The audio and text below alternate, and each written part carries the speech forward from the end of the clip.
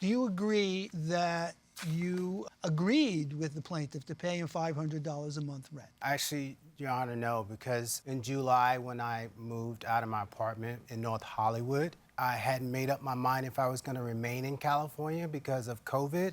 His then roommate that I got to know through him, they both enjoyed having me around, and so they invited me to come visit. So I was traveling back and forth. My things remained in storage. I wasn't employed until So you're saying that there was actually no formal agreement between you and the plaintiff about your paying rent? Not at all. But you claim that that is not No, what that happened. is partially true, Your Honor. That is how it started in July of 21. And then at the beginning of 22, he did agree to start paying rent and utilities. Is that true, Mr. Smith?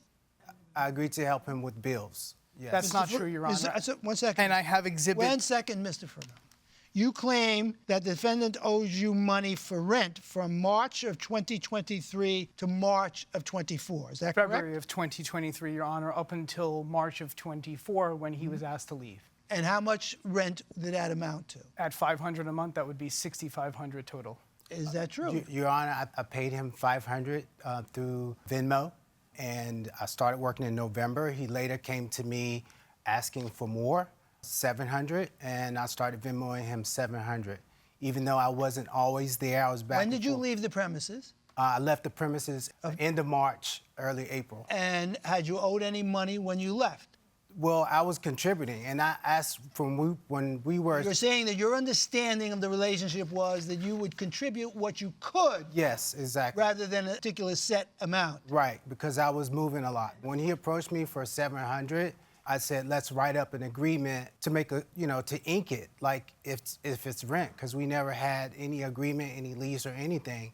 And additionally, we became intimate during this process. He came out to me as a bisexual man, which I didn't know. We were friends since 2015. So it changed from just being friends to somewhat of a relationship.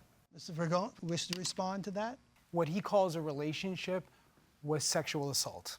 Late last year, which was kind of the straw that broke the camel's back, I was trying to be patient with the lack of rent, and that's the invoice. He asked me to do that in February of 23 when he couldn't pay the rent anymore. And I agreed to make the statement up, and his argument was, well, if my... Give me the essence of that document that you're referring to. What is it? What is this? I never received that document. Summarize it for me.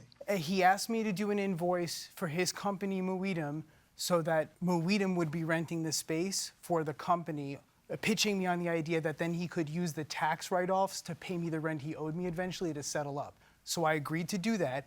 When I handed him the invoice, my counter pitch was, look, this will work for right now, but I need you. I'm going to give you 1 year till March of 24 to find a day job and to be able to pay the $500 a month. Don't worry about the utilities at this point.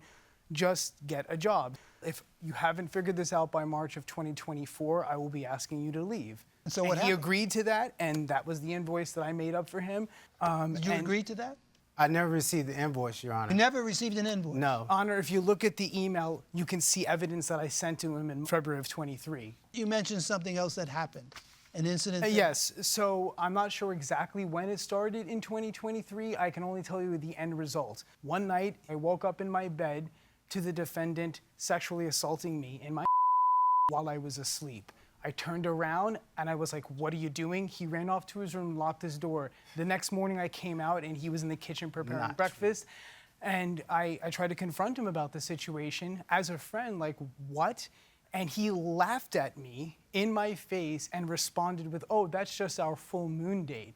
That's been going on for a while now, over a year. Did the defendant ever sleep in your bed before that? Yes, Your Honor. But I didn't ask you. Oh, sorry. Yes, Your Honor. The first few months that he was staying before he started paying rent, he didn't have a room to stay in. I have a big queen bed in my room, so I let him crash with me so he didn't have to sleep on the couch like a transient. You want to respond to that? Yes, Your Honor. He came out to me as a bisexual man. I didn't know that. Being friends with him since 2015 and sharing space with him for a long period of time, we had affinity for each other already. And he was going through issues with his different jobs and different women and coming to me and talking about... Did you sleep in his bed and did you have sexual relations with him? I did sleep in his bed. He's told me he loved me several times. He's kissed me in the mouth in front of people. He's touched me.